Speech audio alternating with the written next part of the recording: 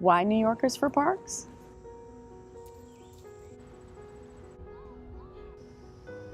Parks do so much to make every city livable. Without advocates, parks just don't get prioritized.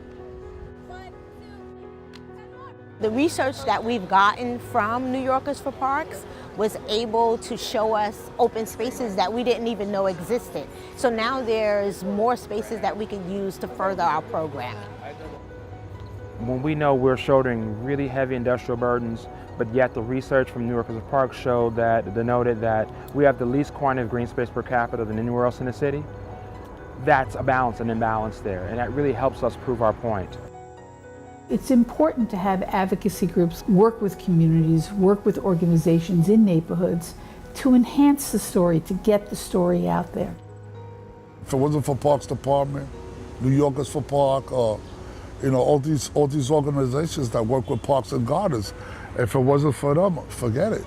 This will really be terrible.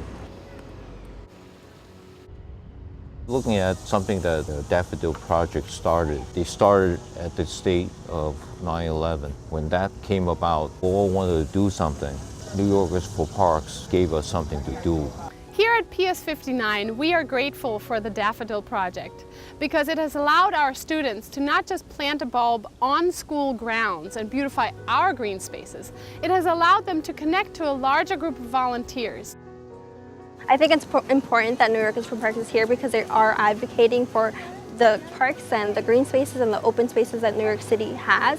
And obviously New Yorkers for Parks is like New Yorkers for Parks. New Yorkers for Parks speaks our language, knowing that street by street, block by block, community garden by community garden, park by park, we all work together for the same common purpose, which is to preserve open space.